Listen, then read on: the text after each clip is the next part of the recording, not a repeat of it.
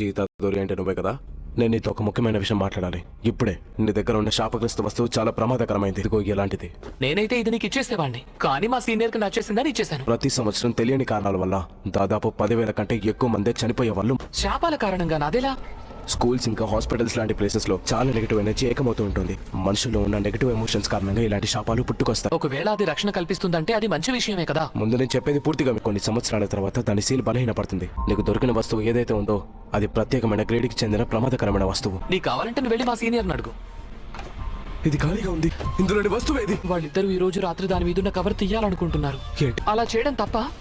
వాళ్ళిద్దరూ చావబోతున్నారు. ఇది తెరుచుకోవడం లేదెందుకు? ఇంత రాత్రిపూట దొంగల ఈ పని చేయడం అంత అవసరం అంట.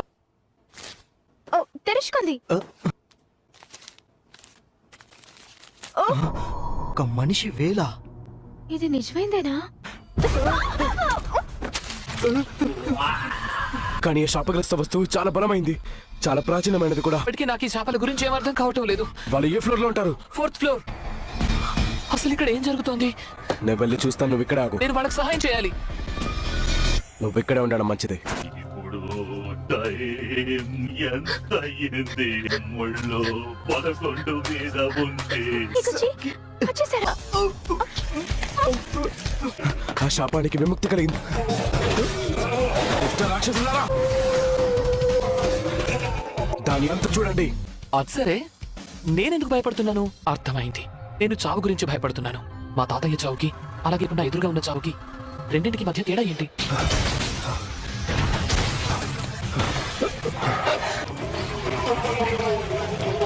ఓరి నాయనో, శాపగ్రస్త వస్తువుతో పాటు అమ్మాయిని కూడా మింగేసేలా ఉంది.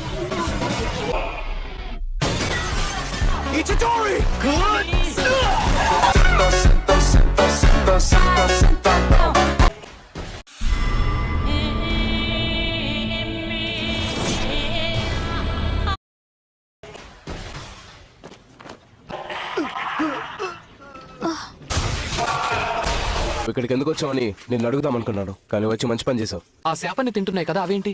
నువ్వు వాడిని చూడగలవా? సాధారణంగా అయితే అవి ఎవరికి కనిపించవు. అవునా? నీకు భయం వేయడం లేదా ఏంటి? నాకు తెలుసు, ఏదో ఒక రోజు మనం అందరం చావక తప్పదని. నాకు దీని గురించి పెద్దగా ఏం తెలీదు. ఇది అదే కదా? అవును, దాన్ని ఇంతవరకు ఎవరు తిన్నందుకు అదృష్టవంతులు.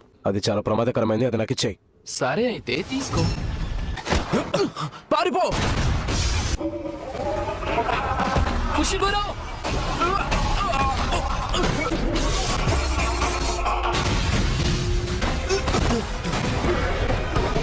దేవుడా, ఏం చేయాలో అర్థం కావట్లేదే. వాళ్ళని తీసుకొని ఇక్కడి నుంచి వెళ్ళిపోవాలి. నేను ఇక్కడి నుంచి వెళ్ళిపోతే నువ్వు చచ్చిపోతావు.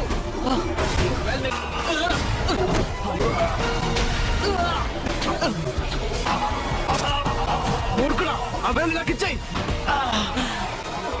ఆయన దీన్ని తింటారు, అంత టేస్టీగా ఉంటుందా? అందరినీ కాపాడాలంటే ఇప్పుడు కేవలం ఒకటే మార్గం ఉంది. యూజీ వద్దు, అలా చేయకు. దీన్ని తింటే ఈ పిల్లడు చనిపోతాడు. కానీ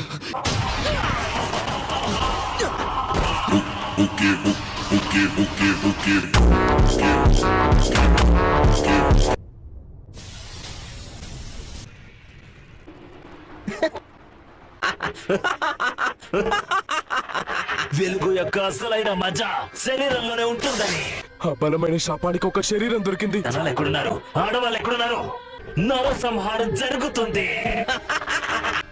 హే, అసలు నువ్వు నా శరీరాన్ని ఏం చేస్తున్నావు? నీకు నువ్వు ఎలా నడవగలుగుతున్నావు? ఎందుకంటే అది నా శరీరం కాదు. జుజుత్సు రూల్స్ ప్రకారం నేను నిన్ను అంతం చేస్తాను. అరే ఆగగాగు, నేను బానే ఉన్నా. అర్థం కావట్లేదే, ఇప్పుడు యూజీ మాట్లాడుతున్నాడా లేకపోతే ఆ శాపగ్రస్త ఆత్మనా? హలో, ఎందుకు ఇక్కడ ఏం జరుగుతుంది? సాతురు వచ్చేసారు. అవును. ఇంతకీ అది నీకు దొరికిందా? సారీ, ఇందాక నేను దాన్ని మింగేశాను. అయ్య బాబోయ్, అది నీ శరీరంలో కలిసిపోయింది. సుకునాన్ని బయటికి తీసుకురాగలవా? అదే శాపగ్రస్త ఆత్మ. ఓ 10 సెకండ్ల కోసం తీసుకురా. నువ్వేం కంగారు పడుకో, ఇక్కడ అందరికన్నా బలవంతుడు నేనే. ఏంటిది? నికోసియా నుంచి వచ్చిన ఒక స్వీట్ అనుకో. పైగా ఇది సెండాయిలో స్పెషల్ డిష్. ఇక్కడ మనుషులు ప్రాణాలు పోతుంటే ఈ మహానుభావుడు స్వీట్లు కొంటూ కూర్చున్నాడా? జాగ్రత్త!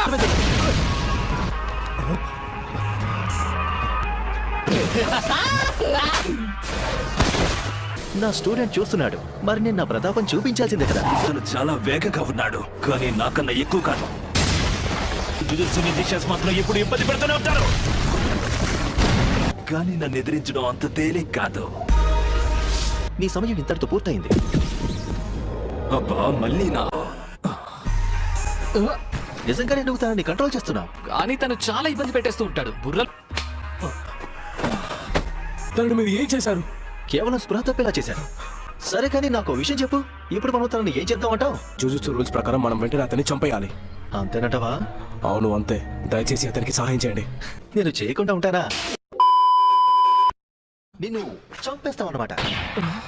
చూడు, నువ్వు చావడం అయితే ఖాయం. కాకపోతే ప్రస్తుతానికి వాయిదా వేశాను అంతే. ఏమన్నారు? ఉండు, నీకు ఇంకో రహస్యం కూడా చెప్తాను. నువ్వు ఏ శాపగ్రస్త వేలైతే తిన్నావో ఇది అచ్చం అలానే ఉంది. వీటిని మేము నాశనం చేయలేం. ఈ వేళల్లో చాలా శక్తి ఉంది. ఈ మధ్య కాలంలో జుజుత్సు మెజిషియన్స్ కట్టిన గోడలు వీటిని ఏం చేయి. మా సీనియర్స్ చాలా పెరిగి వాళ్ళు తెలుసా నీకు? వాళ్ళైతే నేను వెంటనే చంపేమంటారు. అలా చేస్తే సుకునాత్మని కంట్రోల్ చేసే శరీరం బహుశా మళ్ళీ పుట్టకపోవు. నువ్వు సుకునాత్మని మొత్తం మింగేశాక చంపడం బెటర్ కదా. ఒకటేమో నువ్వు ఇప్పుడే చావడం, ఇంకొకటి నువ్వు సుకున మిగతా భాగాన్ని కనిపెట్టి వాటిని కూడా మొత్తం మింగేశాక చావడం. యూజీ, ఇప్పుడు ఎలా ఉంది? డాక్టర్స్ అయితే ఆయనకి బానే ఉందన్నారు. దీనంతటికి కారణం నేనే. నేను చెప్పబోయేది నువ్వు నమ్మవని నాకు తెలుసు. ఒక విచిత్రమైన మాన్స్టర్ మా మీద దాడి చేసి దాడి చేసింది మాన్స్టర్స్ కాదు, శాపగ్రస్త ఆత్మలు. ఆ వేలు చాలా బలమైన శాపగ్రస్త వస్తువు. వీటన్నింటిలో నీ తప్పేం లేదు. తప్పంతా నాది, కానీ అంతా సర్దుకుంటుంది. రేపు ఒకరు వస్తారు, తను ఎగుచేసరికి న్యాయం చేయగలరు. అర్జెంట్ పని మీద నేను కాస్త బయటకు వెళ్ళాలి. ఎవరు చనిపోయారు? మా తాతయ్య.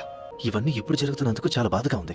ఇలాంటి శాపాల కారణంగా మనుషులకు ఎప్పుడు ఇబ్బంది కలుగుతూ ఉంటుందా? ఇలాంటి విషయాలు మనుషులకు ఇబ్బంది కలగడం సర్వసాధారణం. ఒకవేళ మనకి ఎవరి శరీరమైనా ముక్కలు దొరికితే వాళ్ళు అదృష్టవంతులు. ఓ సుకునాన్ని ఎదుర్కోవాలంటే ఇలాంటి విచిత్రమైన దారుణాలు ఇంకా ఎన్నో చూడాల్సి ఉంటుంది. అందుకే ఏం చేయాలో నువ్వే బాగా ఆలోచించుకో. నువ్వు చాలా బలవంతుడు కాబట్టి అందరికీ సహాయం చేయి. సుకున్న శరీర భాగాలన్నీ అంతమైపోతే అప్పుడు జనాలు ఆ బాధల నుంచి బయటపడతారా? అవును, తప్పకుండా. మీ దగ్గర ఆ వేలు ఇంకా ఉందా? ఈసారి దీన్ని చూస్తుంటే నాకు చాలా అసహ్యం వేస్తోంది.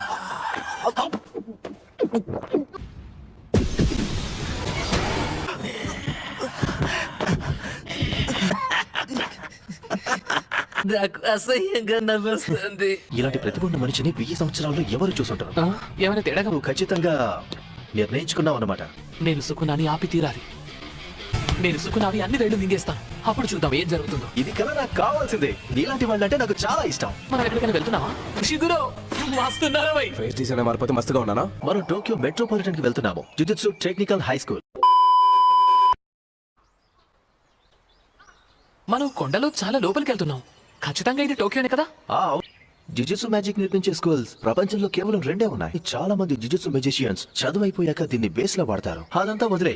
కాసేపట్లో ప్రిన్సిపల్ నిన్ను ఇంటర్వ్యూ చేస్తారు. నువ్వేమన్నా తప్పు చేసావనుకో, నీకు అడ్మిషన్ కూడా ఇవ్వరు. అంటే దాని అర్థం వెంటనే వాళ్ళని చంపేస్తారా? ఎవరి స్థానమైన వాళ్ళ బలాన్ని చూసి నిర్ధారించాలి.